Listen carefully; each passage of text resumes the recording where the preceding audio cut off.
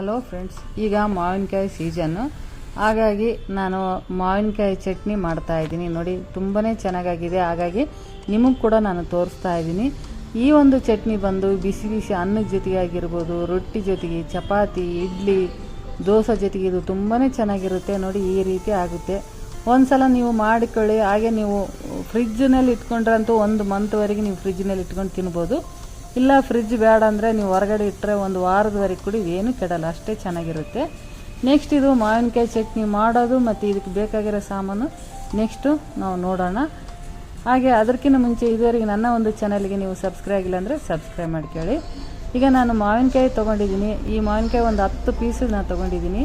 ಉಪ್ಪಿನಕಾಯಿ, ಮಾವಿನಕಾಯಿ ಉಪ್ಪಿನಕಾಯಿ ಹಾಕೋದಕ್ಕಂತೇಳಿ ನಾನು ತೊಗೊಂಡಿದ್ದೀನಿ. ನೆಕ್ಸ್ಟ್ ಇದು ಹೇಗೆ ಮಾಡೋದಂದು ನೋಡೋಣ. ನಾನು ಮಾವಿನಕಾಯಿ ಕಟ್ ಮಾಡ್ತಾಯಿದ್ದೀನಿ. ಈ ಕಟ್ ಮಾಡಿದ್ದು ನಾನೀಗ ಈ ಒಂದು ಹಣ್ಣು ದಪ್ಪ ಹಣ್ಣು ಆಗಿರೋದ್ರಿಂದ ಇದ್ರದ್ದು ತಿರುಳು ಮಾತ್ರ ನಾನು ಉಪ್ಪಿನಕಾಯಿಗೆ ಹಾಕಲ್ಲ, ತಿರುಳು ಹಾಕಲ್ಲ. ಈ ಬೀಜ ಕಂಟ್ಕೊಂಡಿರುತ್ತಲ್ಲ ಅದು ಹಾಕಲ್ಲ, ಬರೀ ಮೇಲ್ಗಡೆದು ಮಾತ್ರ ನಾನು ಉಪ್ಪಿನಕಾಯಿಗೆ ಬಳಸ್ಕೊಳ್ತಾ ಇದ್ದೀನಿ. ಈ ಒಂದು ನೋಡಿ, ಈಗ ನಾನು ಕಟ್ ಮಾಡಿಕೊಂಡಿನಲ್ಲ, ಇದು ಉಪ್ಪಿನಕಾಯಿಗೆ ನಾನು ಉಪಯೋಗಿಸ್ಕೊಳ್ತಾ ಇದ್ದೀನಿ. ಇದು ತಿರುಳು ಇರುತ್ತಲ್ಲ, ಆ ತಿರುಳು ಅಷ್ಟು ಚೆನ್ನಾಗಾಗಲ್ಲ ಉಪ್ಪಿನಕಾಯಿ. ಹಾಗಾಗಿ ನಾನು ಈ ತಿರುಳನ್ನು ಹಾಕ್ತಾಯಿಲ್ಲ, ಇದು ಒಳಗಡೆ ಇರೋದು. ಇದನ್ನು ಬಂದು ನಾನು ಚಟ್ನಿ ಆಗಿರ್ಬೋದು, ಜ್ಯೂಸು, ನೀವು ಚಿತ್ರಾನ್ನಕ್ಕೆ ಯಾವುದಕ್ಕಾದ್ರೂ ಉಪಯೋಗಿಸ್ಬೋದು. ನೋಡಿ, ಈ ಥರದ್ದು ಇದನ್ನು ಸಪ್ರೇಟಾಗಿ ನಾನು ತೆಕ್ಕೊಳ್ತಾ ಇದ್ದೀನಿ. ಇದೆಲ್ಲ ಒಂದು 10 ಪೀಸ್ ತೊಗೊಂಡಿದ್ದೀನಲ್ಲ ನಾನು, 10 ಪೀಸಿದು ಎಲ್ಲ ತೆಕ್ಕೊಳ್ತಾ ಇದ್ದೀನಿ. ನೋಡಿ, ಈ ಥರ ಬೀಜನ ಇಷ್ಟು ಬಂದಿದೆ ನನಗೆ. ನಾನು ಈ ದಿನ ಚಟ್ನಿ ಮಾಡ್ತಾಯಿದ್ದೀನಿ. ಇದರಲ್ಲಿ ಒಂದು ಸ್ವಲ್ಪ ತೊಗೊಂಡು ಚಟ್ನಿ ಮಾಡ್ತಾಯಿದ್ದೀನಿ. ಇನ್ನು ಉಳಿದದ್ದು ನಾವು ಜ್ಯೂಸ್ ಆದ್ರೂ ಮಾಡ್ಬೋದು, ಇಲ್ಲ ಚಿತ್ರಾನ್ನಕ್ಕೆ ಯಾವುದಕ್ಕಾದ್ರೂ ಉಪಯೋಗಿಸ್ಕೊಳ್ಬೋದು. ನೋಡಿ, ಈ ಥರ ಆಗಿದೆ, ಬಂದಿದೆ. ನೆಕ್ಸ್ಟ್ ಈಗ ನಾನು ಒಂದು ಸ್ವಲ್ಪ ತೊಗೊಂಡು ಚಿಕ್ಕದಾಗಿ ನಾನು ಕಟ್ ಮಾಡ್ಕೊಳ್ತಾ ಇದ್ದೀನಿ. ಇದನ್ನು ಫ್ರಿಜ್ನಲ್ಲಿ ಎತ್ತಿಟ್ಕೊಳ್ಬೋದು ನಾವು. ನೋಡಿ, ಈ ಥರ ಚಿಕ್ಕದಾಗಿ, ಅತಿ ಚಿಕ್ಕದು, ವೆರಿ ಸ್ಮಾಲ್ ಸೈಜು ನಾವು ಕಟ್ ಮಾಡ್ಕೊಳ್ಬೇಕಾಗುತ್ತೆ. ನೋಡಿ, ಈ ಥರ ತುಂಬಾ ಸಣ್ಣದಾಗಿ. ಇಲ್ಲ ನೀವು ಮಿಕ್ಸಿಯಲ್ಲಿ ತರಿತರಿಯಾಗಿ ಕೂಡ ಹಾಕ್ಕೊಳ್ಬೋದು, ಇಲ್ಲಾಂದರೆ ಗ್ರೇಟ್ ಮಾಡ್ಕೊಳ್ಬೋದು, ತುರ್ಕೊಳ್ಬೋದು. ನಾನು ಈ ಥರ ಕಟ್ ಮಾಡಿ ಇಟ್ಕೊಂಡಿದ್ದೀನಿ. ನೆಕ್ಸ್ಟ್ ಈಗ ಆನಿಯನ್ನು ಒಂದು 2 ರಿಂದ 3 ಆನಿಯನ್ ಈರುಳ್ಳಿ ತೊಗೊಂಡು ನಾನು ಕಟ್ ಮಾಡ್ಕೊಳ್ತಾ ಇದ್ದೀನಿ ಚಿಕ್ಕದಾಗಿ. ಅದು ಕೂಡ ಅಷ್ಟೇ ಚಿಕ್ಕದಾಗಿ ಕಟ್ ಮಾಡ್ತಾಯಿದ್ದೀನಿ. ನೋಡಿ, ಈ ಥರ ಈಗ ಈರುಳ್ಳಿ ಮತ್ತು ಮಾವಿನಕಾಯಿ ಪೀಸ್ಗಳು ರೆಡಿ ಮಾಡ್ಕೊಂಡಿದ್ದೀನಿ. ನೆಕ್ಸ್ಟ್ ನಾನು ಒಂದು ತವ ಬಿಸಿ ಮಾಡೋದಕ್ಕೆ ಇಟ್ಕೊಂಡಿದ್ದೀನಿ. ಈ ತವದಲ್ಲಿ 1 ಟೀ ಸ್ಪೂನಷ್ಟು ಜೀರಿಗೆ, ನಾನು ಏನು ಎಣ್ಣೆ ಹಾಕ್ತಾಯಿಲ್ಲ, ಹಾಗೆ ಡ್ರೈ ರೋಸ್ಟು ಮಾಡ್ಕೊಳ್ತಾ ಇದ್ದೀನಿ. ಗಮ್ಮಂತ ವಾಸನೆ ಬರೋವರೆಗೆ ಹುರ್ಕೊಳ್ಳೋಣ. ಇದು ಒಂದೊಂದಾಗಿ ಎಲ್ಲ ಉಳಿದುವೆಲ್ಲ ಹುರ್ಕೊಳ್ತಾ ಇದ್ದೀನಿ, ನಾನು ರೋಸ್ಟ್ ಮಾಡ್ಕೊಳ್ತಾ ಇದ್ದೀನಿ. ಇದೇ ಒಂದು ತವದಲ್ಲಿ ಒಂದು ಅರ್ಧ ಕಪ್ಗಿಂತ ಕಡಿಮೆ ಶೇಂಗಾ ಬೀಜ ಹಾಕ್ಕೊಂಡು ಹುರ್ಕೊಳ್ತಾ ಇದ್ದೀನಿ. ನೀವು ಕಪ್ಪು ಬೇಡ ಅಂದರೆ ಒಂದು 3 ಟೇಬಲ್ ಸ್ಪೂನಷ್ಟು ಬೇಕಾಗುತ್ತೆ. ಚೆನ್ನಾಗಿದು ಹುರ್ಕೊಳ್ಳೋಣ. ಇದು ಕೂಡ ಇದು ಹುರಿದ ನಂತರ, ಇದು ರೋಸ್ಟ್ ಮಾಡ್ಕೊಂಡ ನಂತರ ನೆಕ್ಸ್ಟ್ ಈಗ ನಾನು ಇದೇ ಒಂದು ತವದಲ್ಲಿ ಮೆಣಸಿನ್ಕಾಯಿ, ಒಣ ಮೆಣಸಿನ್ಕಾಯಿ ಹುರ್ಕೊಳ್ತಾ ಇದ್ದೀನಿ. ಅದಕ್ಕೆ ನಾನು ಒಂದು ಸ್ವಲ್ಪ ಎಣ್ಣೆ ಹಾಕ್ತಾಯಿದ್ದೀನಿ, ಇಲ್ಲಾಂದರೆ ಘಾಟಾಗುತ್ತೆ. ಒಂದು 10 ಬ್ಯಾಡಿಗೆ ಮೆಣಸಿನ್ಕಾಯಿ ತೊಗೊಂಡಿದ್ದೀನಿ, ಒಂದು 10 ಗುಂಟೂರು ಮೆಣಸಿನ್ಕಾಯಿ ತೊಗೊಂಡಿದ್ದೀನಿ. ಖಾರ ಆಗುತ್ತೆ ಗುಂಟೂರು ಮೆಣಸಿನ್ಕಾಯಿ. ನಿಮಗೆ ಸ್ವಲ್ಪ ಕರಿಬೇವಿನ ಸೊಪ್ಪು ಹಾಕೊಂಡು ಚೆನ್ನಾಗಿ ಹುರ್ಕೊಳ್ಳೋಣ. ನಿಮಗೆ ಖಾರ ಜಾಸ್ತಿ ಬೇಕಂದರೆ ಬರೀ ಗುಂಟೂರು ಹಾಕೊಳ್ಳಿ, ಇಲ್ಲ ಖಾರ ಕಡಿಮೆ ಬೇಕಂದರೆ 2 ಗುಂಟೂರು ಮತ್ತು ಬ್ಯಾಡಿಗೆ 2 ಮಿಕ್ಸ್ ಮಾಡಿ ಹುರ್ಕೊಳ್ಳಿ. ಈಗ ಇದು ತಣ್ಣಗಾಗೋದಕ್ಕೆ ಬಿಟ್ಕೊಳ್ಳೋಣ.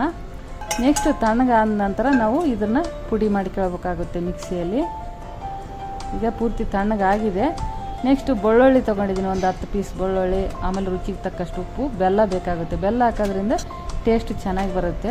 ನೆಕ್ಸ್ಟ್ ಮಾವಿನಕಾಯಿ ಕಟ್ ಮಾಡಿ ಇಟ್ಕೊಂಡಿರೋಂಥ ಮಾವಿನಕಾಯಿ, ಈರುಳ್ಳಿ ಮತ್ತು ಇದಕ್ಕೆ ಕರಿಬೇವಿನ ಸೊಪ್ಪು, ಆಮೇಲೆ ಎಣ್ಣೆ ಬೇಕಾಗುತ್ತೆ. ಇದಕ್ಕೆ ಒಂದು ಅರ್ಧ ಕಪ್ಪಷ್ಟು ಎಣ್ಣೆ ಬೇಕಾಗುತ್ತೆ. ಎಣ್ಣೆ ಜಾಸ್ತಿ ಹಾಕಿದರೆ ಇದ್ರ ಟೇಸ್ಟ್ ಚೆನ್ನಾಗಾಗುತ್ತೆ ಚಟ್ನಿ. ಈಗ ಅದೇ ಒಂದು ತವದಲ್ಲಿ ನಾನು ಒಗ್ಗರಣೆ ಮಾಡ್ಕೊಳ್ತಾ ಇದ್ದೀನಿ. ಎಣ್ಣೆ ಹಾಕ್ತಾಯಿದ್ದೀನಿ.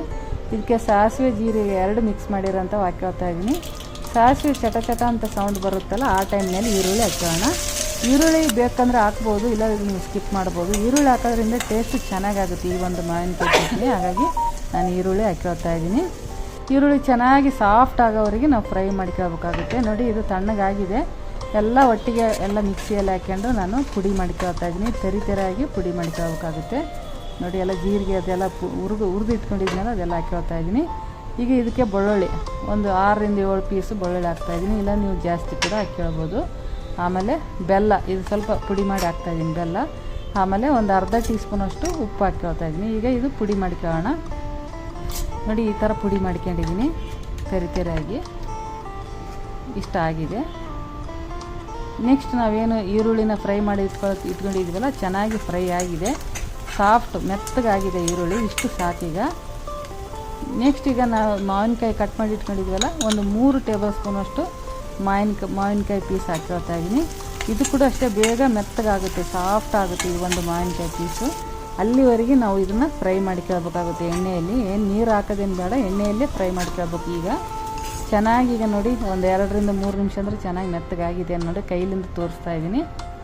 ಈ ಥರ ತುಂಬಾ ಸಾಫ್ಟಾಗಿ ಆಗಿದೆ ನೋಡಿ. ಈಗ ನೆಕ್ಸ್ಟ್ ಈಗ ನಾವು ಒಂದು 1.5 ಕಪ್ಪಷ್ಟು ನೀರು ಹಾಕ್ತಾಯಿದ್ದೀನಿ ನಾನೀಗ.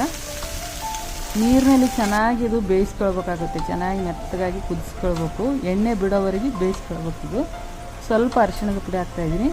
ಎಣ್ಣೆ ಬಿಟ್ಕೊಳ್ಳುತ್ತೆ, ತವದಲ್ಲಿ ಎಣ್ಣೆ ಸುತ್ತ ಬಿಟ್ಕೊಳ್ಳುತ್ತೆ, ಅಲ್ಲಿವರೆಗೆ ನಾವು ಇದು ಕುದಿಸ್ಕೊಳ್ಬೇಕಾಗುತ್ತೆ ನೋಡಿ. ಈಗ ಹೋಗ್ತಾ ಹೋಗ್ತಾ ಒಂದು 2ರಿಂದ 3 ನಿಮಿಷ ಅಥವಾ 5 ನಿಮಿಷವರೆಗೆ ನಾವು ಇದು ಕುದಿಸ್ಕೊಳ್ಬೇಕು ಸಣ್ಣ ಉರಿಯಲ್ಲಿ ನೋಡಿ. ಈಗ ಸುತ್ತ ಆಯಿಲ್ ಎಣ್ಣೆ ಬಿಡ್ತಾ ಇದೆ. ಈಗ ನೆಕ್ಸ್ಟ್ ನಾವೇನು ಪುಡಿ ಮಾಡಿ ಇಟ್ಕೊಂಡಿದ್ವಲ್ಲ ಆ ಪುಡಿ ಹಾಕ್ಯಂತ ಇದ್ದೀನಿ. ಶೇಂಗಾ, ಜೀರಿಗೆ, ಮೆಣಸಿನ್ಕಾಯಿ ಎಲ್ಲ ಪುಡಿ ಮಾಡಿ ಇಟ್ಕೊಂಡಿದ್ನಲ್ಲ ಅದನ್ನ ಹಾಕ್ಕೊಂಡು ಚೆನ್ನಾಗಿ ಮಿಕ್ಸ್ ಮಾಡ್ಕೊಂಡ್ರೆ ಈ ಒಂದು ಮಾವಿನಕಾಯಿ ಚಟ್ನಿ ರೆಡಿ. ನೆಕ್ಸ್ಟ್ ಈಗ ನೀವು ಬಿಸಿ ಬಿಸಿ ಇದ್ದಾಗ ಅದು ತಿನ್ಬೋದು, ಇಲ್ಲ ತಣ್ಣಗಾದ್ಮೇಲೆ ಕೂಡ ತಿನ್ಬೋದು. ಒಂದು ವಾರದವರೆಗೆ ಇದು ಏನು ಕೆಡಲ್ಲ. ನೀವು ಫ್ರಿಜ್ನಲ್ಲಿ ಇಟ್ಟರೆ 1 ತಿಂಗಳವರೆಗೆ ಕೂಡ ಇದು ಇಟ್ಕೊಳ್ಬೋದು. ನೋಡಿದ್ರಲ್ಲ ಫ್ರೆಂಡ್ಸ್, ನನ್ನ ಒಂದು ರೆಸಿಪಿ ಇಷ್ಟ ಆದರೆ ಲೈಕ್ ಮಾಡಿ, ಶೇರ್ ಮಾಡಿ. Thank you.